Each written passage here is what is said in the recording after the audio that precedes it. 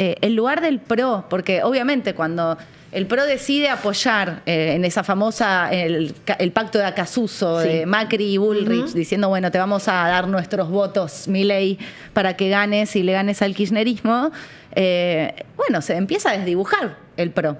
Se le va a Horacio, se le va a Patricia, y ahí hay incluso vos, siempre me pregunté, a ver, ¿cómo vota Silvia? ¿Qué dice Silvia en cada cosa? Porque, bueno, era una coalición, Juntos por el Cambio, y de repente, bueno, hay que redefinir un espacio.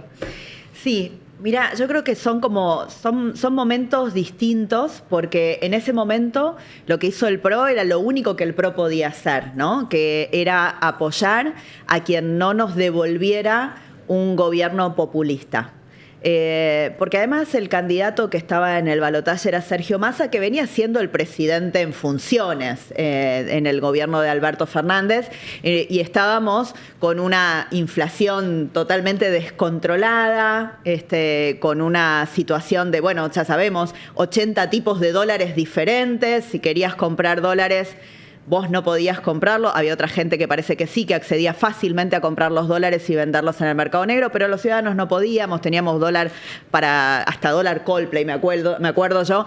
Había para cada cosa un tipo de dólar. Entonces, en esa situación, donde lo que se nos proponía era seguir así o profundizarlo, porque veníamos de esa experiencia, el PRO hizo lo único que podía hacer, que es decir, nosotros queremos un cambio, apostamos a la única otra opción de cambio que había en ese momento en el balotaje, y lo hizo desinteresadamente. Luego, el tema de Patricia, Horacio, creo que eso fue, no solamente fue posterior, fueron decisiones de los dirigentes, ¿no? De personales.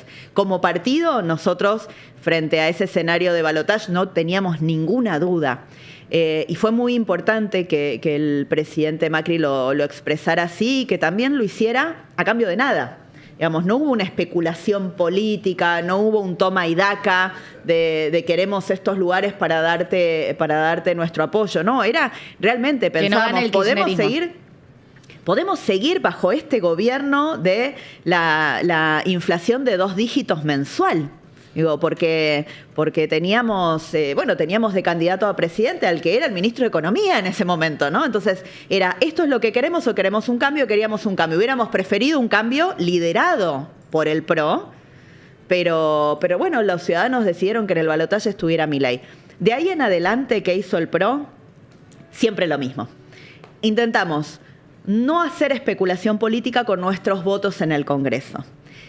Evaluamos qué cosas de las que proponía Milei para nosotros estaban bien y le hacían bien al reordenamiento macroeconómico.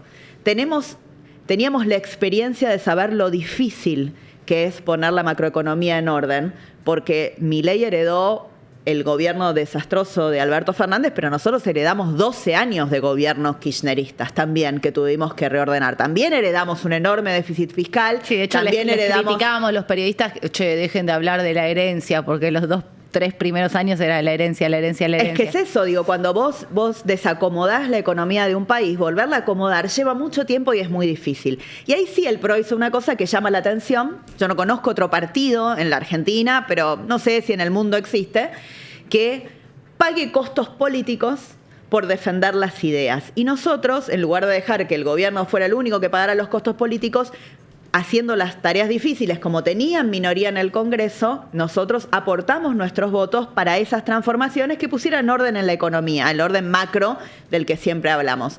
Pero tenemos diferencias, somos partidos distintos, pensamos distintos en muchas cosas. Yo siempre digo, la definición para mí, el PRO es un partido liberal, por eso es que tenemos ideas muy parecidas a las que tiene Milei, y que las veníamos diciendo de antes, en un momento donde tal vez la sociedad no estaba preparada para estas ideas. Cuando Mauricio Macri decía, hay que ajustar las tarifas, era un drama, digamos, ¿no? Y todo el mundo se quejaba y no lo quería hacer.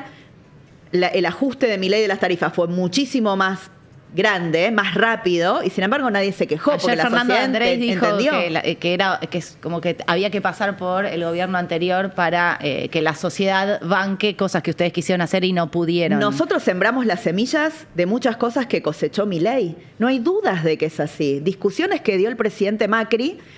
Nosotros siempre hablamos de equilibrio fiscal. No solamente hablamos tenemos equilibrio fiscal en la ciudad que gobernamos hace tantos años, muchísimos años antes de que existiera la Libertad Avanza, la ciudad de Buenos Aires ya tenía equilibrio fiscal, porque nosotros creemos en esa forma de gobernar, ¿no? Y lo tuvo con los distintos jefes de gobierno y lo tiene en la actualidad también con Jorge Macri. Entonces, nosotros decíamos esas cosas, la sociedad no estaba preparada. Lo que tiene el populismo es que el populismo te regala presente y te roba futuro. Y cuando vos estás viviendo el presente del populismo, no pensás que te va a pasar más adelante, ¿no? Cuando vos tenés la tarifa regalada, no pensás que más adelante no vas a tener luz. Aprovechás que está regalada y entonces no apagás la luz, consumís de más. Cuando vos tenés el transporte público muy barato, obviamente lo utilizás y no entra a tu cuenta el transporte público. Ahora, cuando te empezás a quedar sin transporte público porque no se puede financiar más y entonces, digamos, la línea de colectivo dice, si no me dan el subsidio, yo te bajo la frecuencia, ¿no? Ahí tomás conciencia. Entonces hay un momento en el que el populismo se quema todos los recursos y como no estamos mirando qué va a pasar en el futuro, en ese momento no nos damos cuenta del daño que nos hace. ¿Qué pasó? Se agotaron todos los recursos. En la época de Alberto Fernández se vio con claridad y la gente se empezó a dar cuenta de las consecuencias del populismo. Y por eso llegó esta sociedad que aguanta el ajuste, que lo soporta con un peso enorme, porque no es que este ajuste es menos pesado que el anterior, es igual de pesado, pero la sociedad tiene más paciencia, porque sabe que hay que pasar por el desierto para ordenarnos y salir adelante. Ahora, lo que dice el PRO, no te podés quedar acá. Sí, cuando decías Macri no especuló, Sí. Entiendo el punto que es no le pidió nada para ese armado de gabinete, más allá de que algo no le gustó, digamos, de que no haya tomado más gente del PRO, que no haya sumado en principio más gente del PRO. ¿Hoy Macri está enojado con Milei? No, yo creo que Macri no está enojado con Milei. Lo que dejaron de hablar. Sí. Bueno, eso es... ¿Hace cuánto no habla Macri y Milei? Yo creo que lo escuché decir a Mauricio que había sido desde esas famosas milanesas cuando él le anuncia que lo estaba sacando a Guillermo Francos de la jefatura de gabinete. Y sugiere a Marín en vez de Adorni. Claro, y Mauricio no le parecía que la propuesta que tenía el presidente, le dio su opinión, que no le parecía que era de su equipo, digamos, la mejor opción. Y nunca el presidente más se enojó. hablaron. Hace mucho realmente no hablan. Muchísimo, sí. Entonces eso habla de un enojo también. Pero no sé si es que Macri, la pregunta que vos me hiciste es, ¿Macri está enojado? No sé quién es el que está enojado de los dos. Si hay alguno enojado, simplemente... Macri dejó de... se liberó un poco y empezó a criticar también.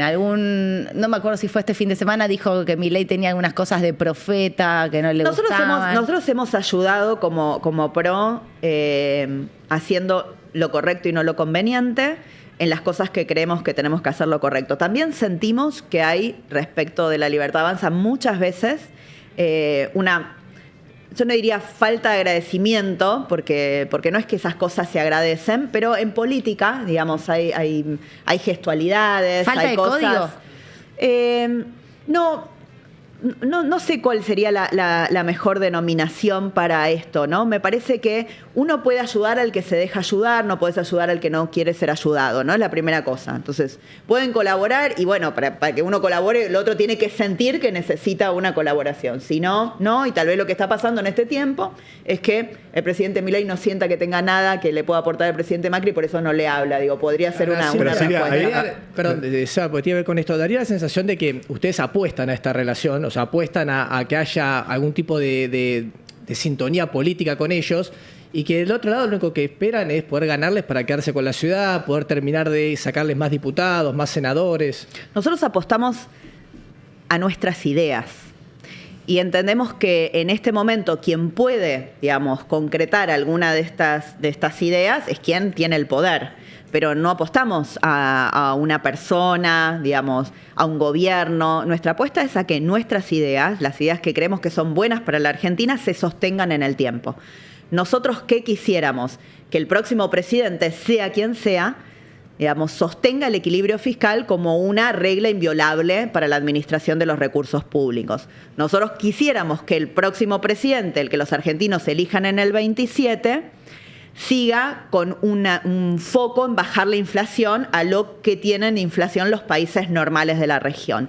Nosotros quisiéramos que siguiera adelante el proceso de desregulación de la economía para hacer la economía más amigable para el desarrollo de nuevos proyectos productivos, porque sí entendemos que hay que desarrollar la Argentina, que falta muchísimo, ¿no? El orden macroeconómico es un piso nada más, falta mucho. Nosotros quisiéramos también que hubiera un gran respeto institucional. A nosotros nos gustaría, ¿eso no está? Es nuestro interés, como partido republicano que somos, tener una justicia independiente.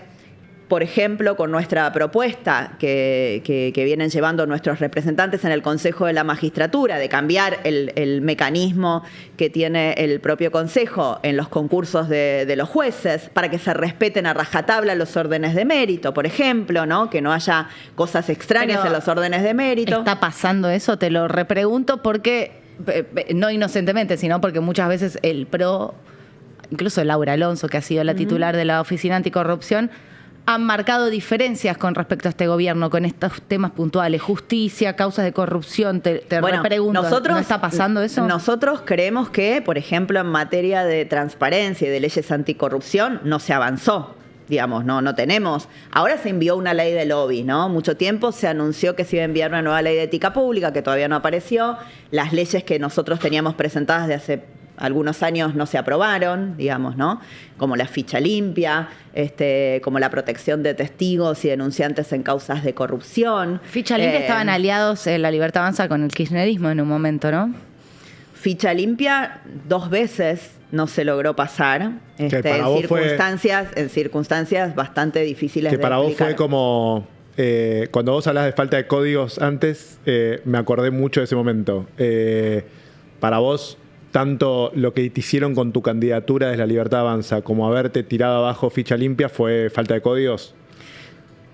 Fue la no sanción de la ficha limpia fue defraudar la expectativa de la sociedad, del movimiento ciudadano Ficha Limpia en primer lugar, con Gastón Marra a la cabeza, y todos los 500.000 argentinos que estamos pidiendo hace muchos años que se vote la ley. ¿Y por qué no salió? Fue contra un candidato, no fue contra mí, digamos, pero vos fue estabas contra en ese los contexto argentinos que no se haya aprobado. No, ya sé que es contra los argentinos, pero vos te lo tomaste incluso de forma personal. Bueno, muchos años. Cuando uno milita una ley muchos años, digamos, y trabaja mucho tiempo. Yo entiendo te había escrito el presidente, o ya trascendió que te había escrito el presidente después de esa votación fallida. De la primera votación fallida. Después de la segunda votación ya estábamos en campaña, no volví a hablar yo tampoco nunca más.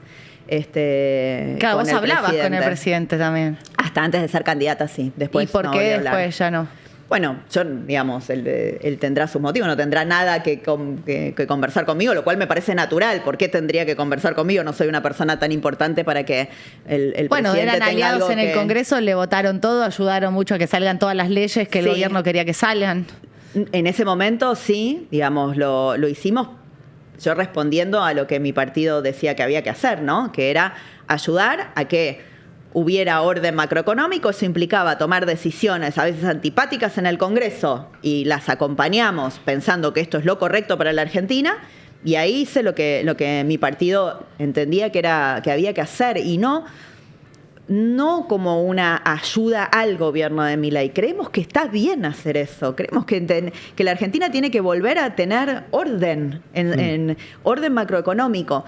Pero lo que decimos también es que con eso no alcanza. Nosotros también, además de orden macroeconómico, necesitamos, por ejemplo, inversión en obra pública, necesitamos que se sostengan, digamos, las rutas de la Argentina, porque hacen primero a la seguridad de los que utilizan las rutas, pero también a la conexión de la producción. Eso nos parece importante.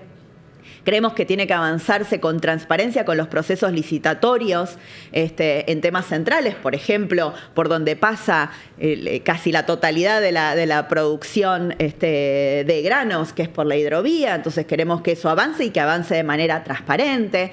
Nosotros creemos que hay que tener, digamos, un respeto a las instituciones, a la división de poderes muy importante. Creemos que el trato, también las formas en que nos relacionamos con el Poder Judicial, entre el Poder Legislativo y el Ejecutivo, tiene que ser respetuosa. Creemos que la libertad de expresión es valiosa porque somos un partido republicano, entonces para mí el rol del periodismo, no para mí, para nuestro partido el rol del periodismo es importante y por eso nuestra actitud frente a la crítica, que tuvimos muchísima durante todo nuestro gobierno, fue aguantarse la crítica. Digamos, aguantarse la crítica, contestar si uno quiere que tiene otra verdad para contar, pero aguantarse la crítica. ¿Este eso gobierno, parece que está Silvia, bien. no se aguanta la crítica? Bueno, obvio que no. Digamos, ¿no? Que la situación de poner al periodismo como un enemigo, digo, eso no quiere decir que no haya algún mal periodista. Seguramente hay un mal periodista, como hay un mal político, como hay un mal todo.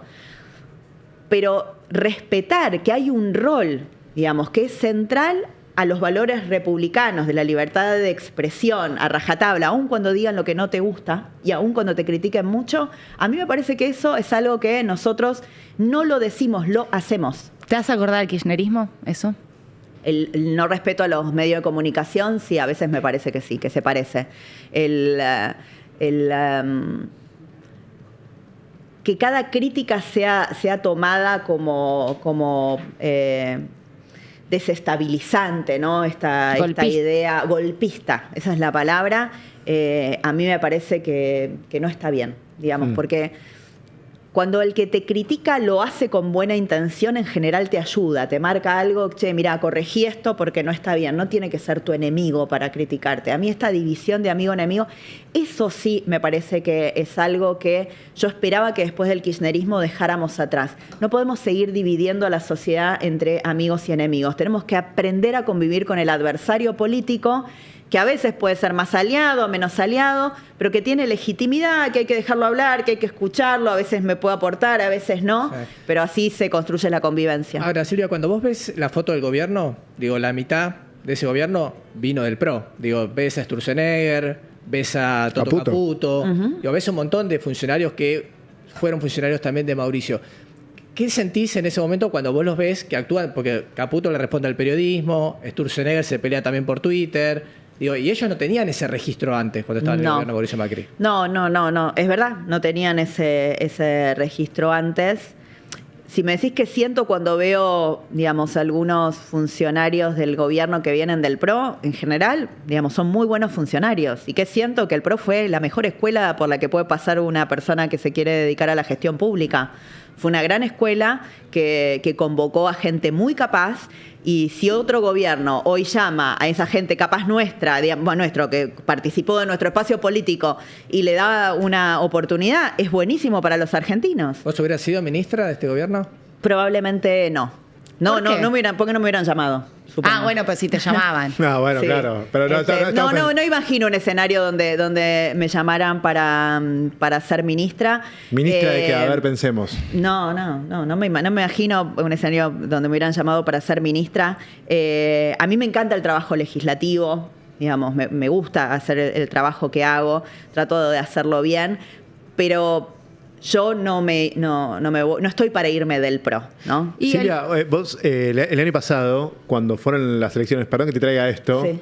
Pero siento que quedaste en un rol. Vos, primero, voy a hacer una caracterización tuya, que sos una de las pocas diputadas legisladoras que demuestra mucho sus emociones, ¿no? Como se nota cuando me acuerdo del discurso del aborto, me acuerdo cuando fue lo de ficha limpia, o sea, me acuerdo de determinados discursos. Sí, que se mueve con libertad. Sí, que hay algo de ese movimiento emocional también que tiene esa carga legislativa. Y ahí sentí que quedaste, en la elección del año pasado, que quedaste como un poco entrampada en un momento raro.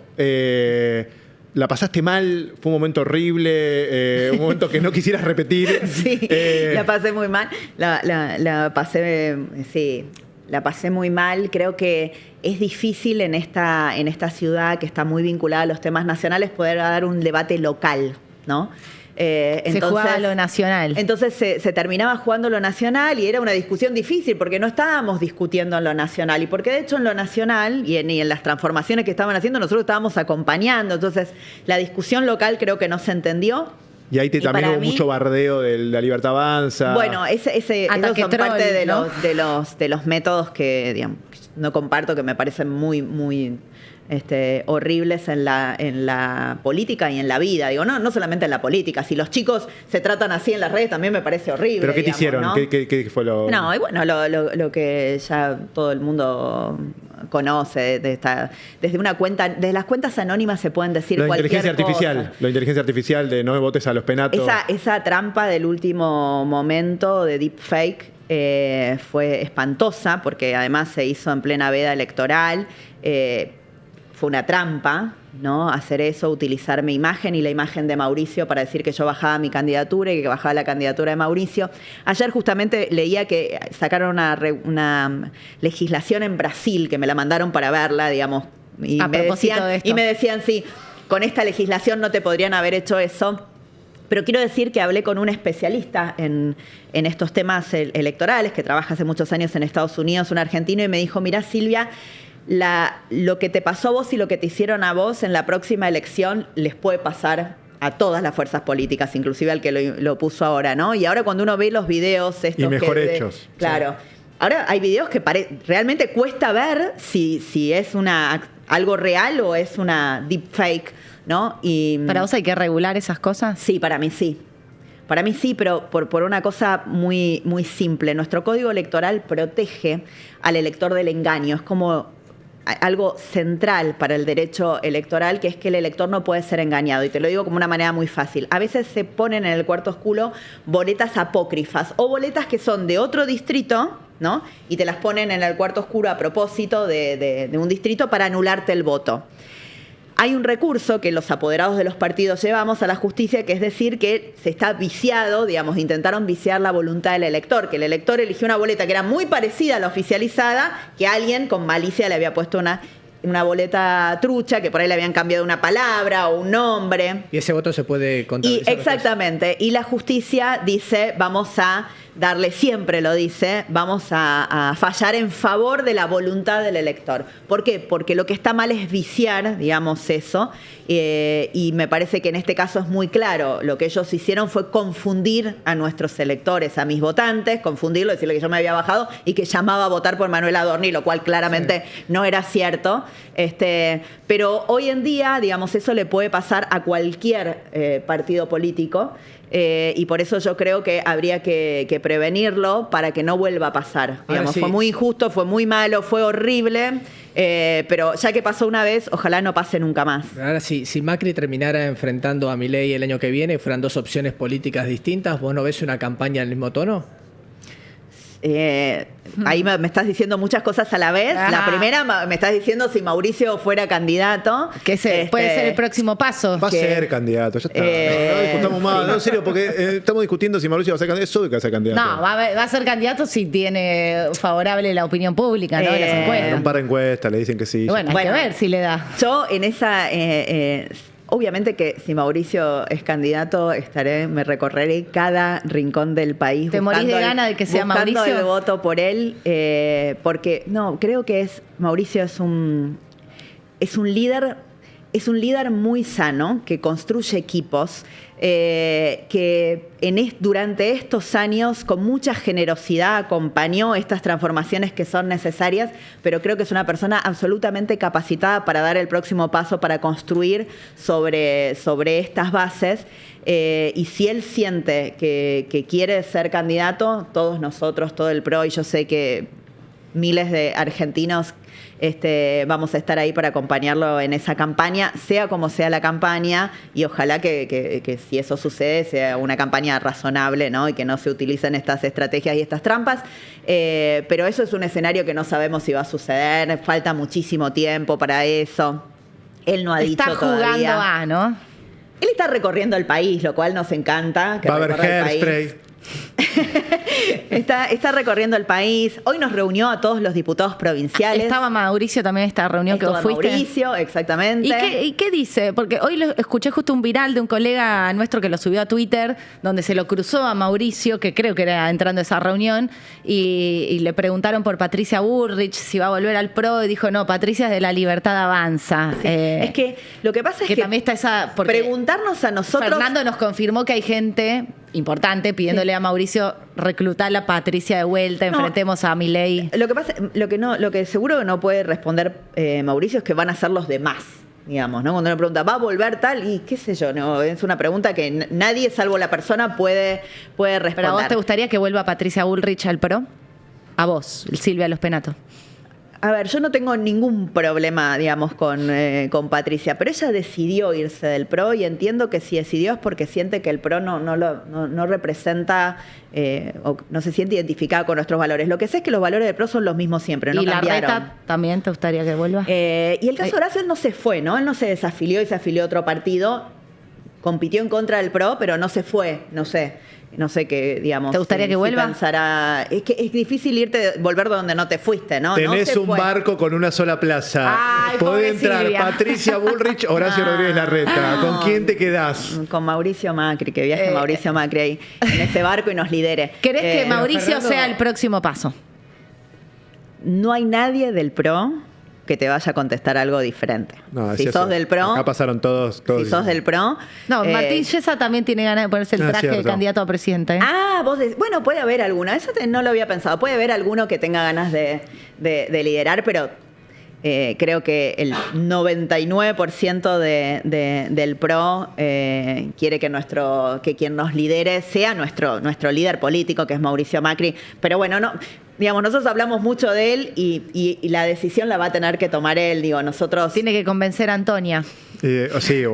Bueno, iba a decir alguien que ya no es importante No, para pero este lo que nosotros tenemos que hacer es la otra parte. Más allá de Mauricio, lo que tenemos que hacer es efectivamente prepararnos, estar en todo el Me país. mata cómo llegamos al representar. país que le dicen tibio a Mauricio Macri. Bueno, eso te iba a decir, son como, o sea, No no te tiene nada preocupa, de tibio, Genial, Macri. no te preocupa ser la ancha avenida del medio. Yo le pregunté lo mismo a Andrés, ¿no? Como esa cosa de que nadie vota porque es la ancha avenida del medio y que te queda medio. No, pero para empezar, Mauricio, a ver, Pero tenés a Milei de un lado y al kirchnerismo del otro. O sea, vos no sos Milei y claramente no sos el kirchnerismo. Quedás en el medio, a eso me refiero. no, es que para mí ahí hay una diferencia que divide, digamos, los que tienen ideas de populismo de izquierda y los que tenemos ideas de estabilidad económica, digamos, productividad, otra cosa, otro tipo de Argentina. No, yo tengo claro Eso que vos- divide en dos. Para mí, ahí se divide, hay dos grupos de personas, los que creen que se puede vivir permanentemente gastando más que lo que generás,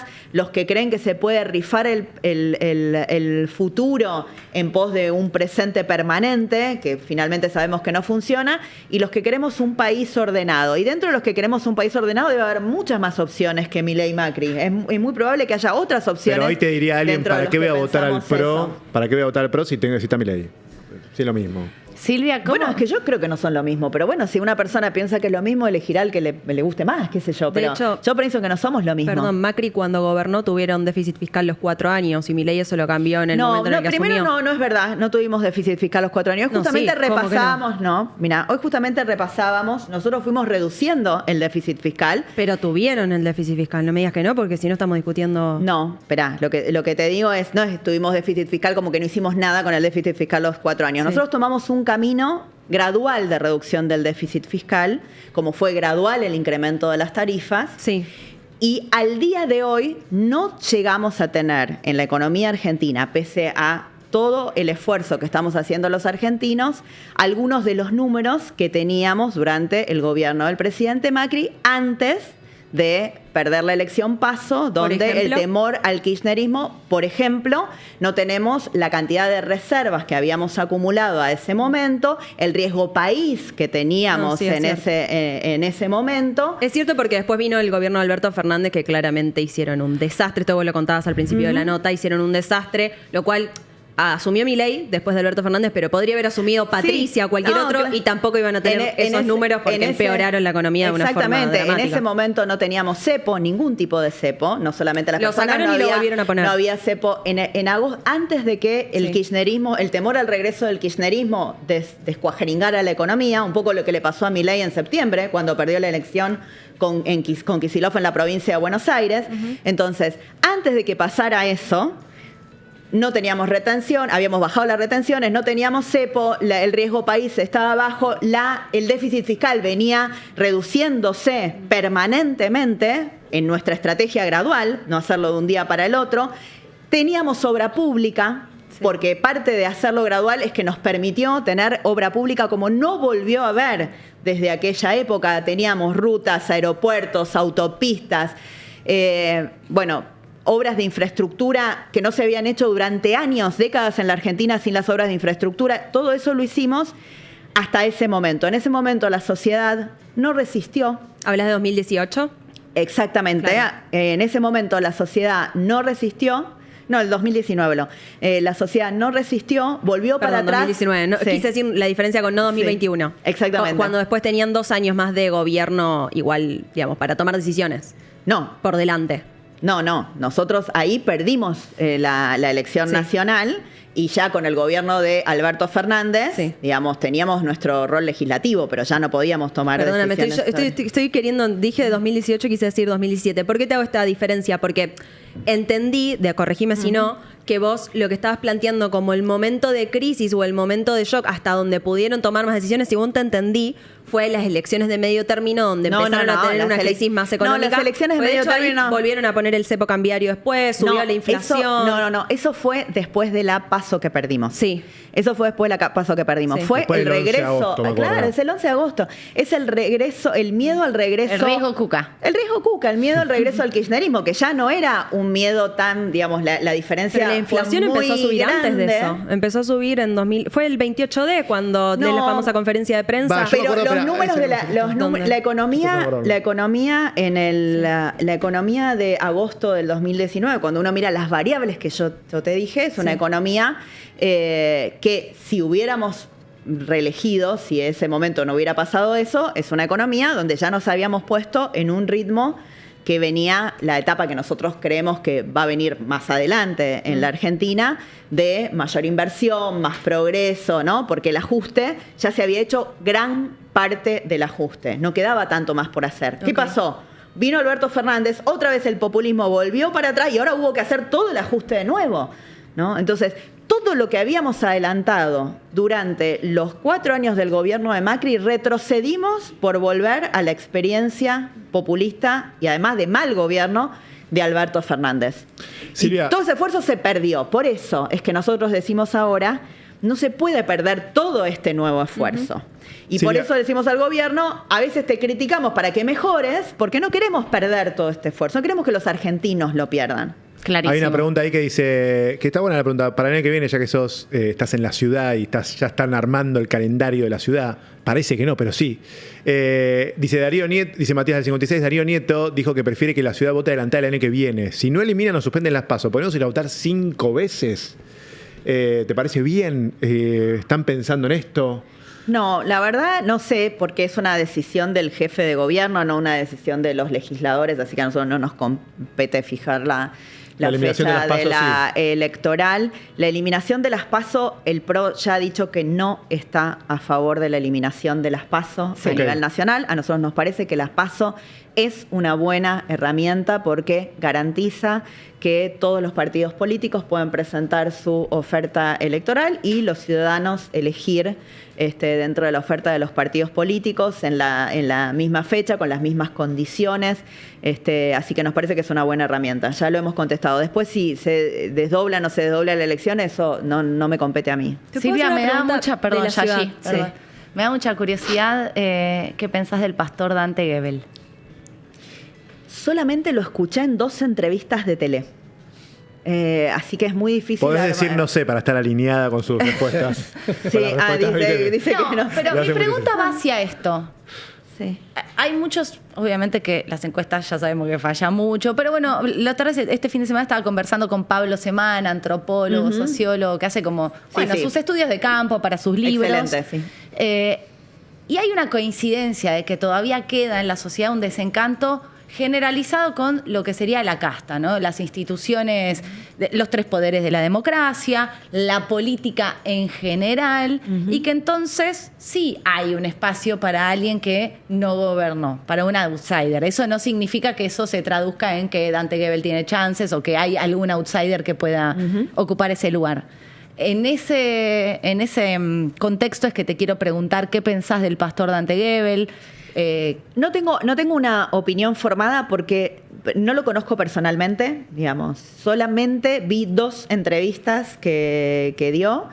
Una creo que con Novarecio, que esa la vi completa, Sí. y después vi unos fragmentos de otra... Sí, no de hablo otra- tampoco mucho más. Claro, de otra entrevista que lo vi por redes.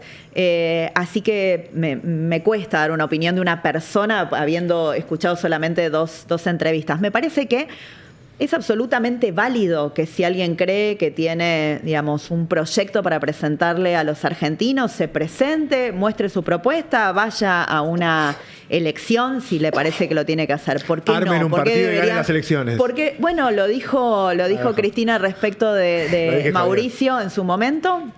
Hicimos eso. Y Mauricio le ganaron. también venía de afuera, venía de otro mundo, del mundo del fútbol, y verdad, antes en de su la momento empresa. Mauricio fue un también outsider. fue un outsider, exactamente. Vino de otro lugar, armó su partido, efectivamente, y ganó elecciones. Y creo que nosotros durante todo este tiempo seguimos intentando representar esas ideas que Mauricio trajo a la política argentina. Ahora, yo tengo una repregunta sobre esto que me interesa siempre escuchar la mirada de los que están adentro de la política, sobre todo de vos, que tenés muchas veces análisis sesudos que van más allá de las contingencias, de por qué crees que la gente está tan desencantada con la política.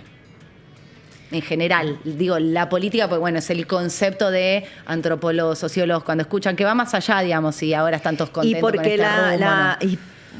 porque uno se desencanta del que te promete y no cumple, ¿no? Y eso es casi la regla de la política. La política, para ganar elecciones, hace muchas promesas que en muchos casos son muy difíciles de cumplir, aún en el momento en que lo estás prometiendo, digamos, sabés que tiene dificultades para ser cumplida, y es como la regla de juego de la política, y eso va generando desencanto.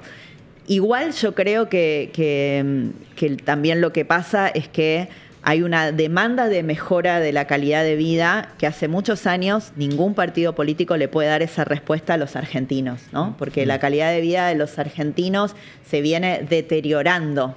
Y deteriorando respecto a perspectivas de futuro, digamos, que uno crea que cuando es joven puede acceder a su primera vivienda, que vas a conseguir trabajo dentro de tu país, bueno, un montón de cosas que hace muchos años la Argentina ya no garantiza. Nuestros padres y nuestros abuelos vivieron una Argentina que le daba oportunidades al que se esforzaba y que trabajaba. Y hoy esforzarte y trabajar no te garantiza nada, ¿no? O te garantiza poco. Y esa Argentina que se volvió más injusta respecto de las posibilidades de futuro genera frustración, y es una frustración lógica. ¿Y quiénes tenemos responsabilidad de que eso no pase? Y bueno, los que nos ofrecemos para dirigir, para conducir, para traer propuestas, que no puede depender solo tampoco de la política, ¿no? Porque con decir voté a esta persona va a resolver todo, no. Además de voté a esta persona y esta persona tiene que cumplir con las promesas que me hizo, yo tengo como ciudadano que hacer las cosas bien. Total. También los ciudadanos... Es una construcción colectiva. Es una construcción colectiva. ¿Quiero vivir en una ciudad limpia? Bueno, yo tengo que cumplir con sacar la basura de 19 a 21.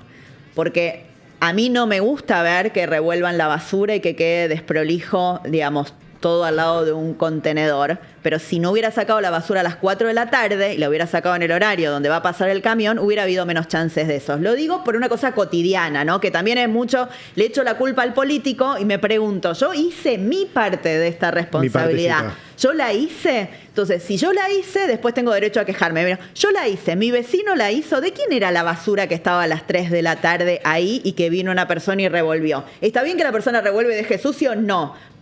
Pero ¿estaba bien que la basura esté a las 3 de la tarde ahí? Tampoco. Entonces, la fácil es que el gobierno resuelva que no esté la basura ahí. El gobierno tiene que hacer que la empresa vaya, controlarlo, que se cumpla, que barra después de que recogió el tacho, pero los ciudadanos tenemos que hacer nuestra parte también.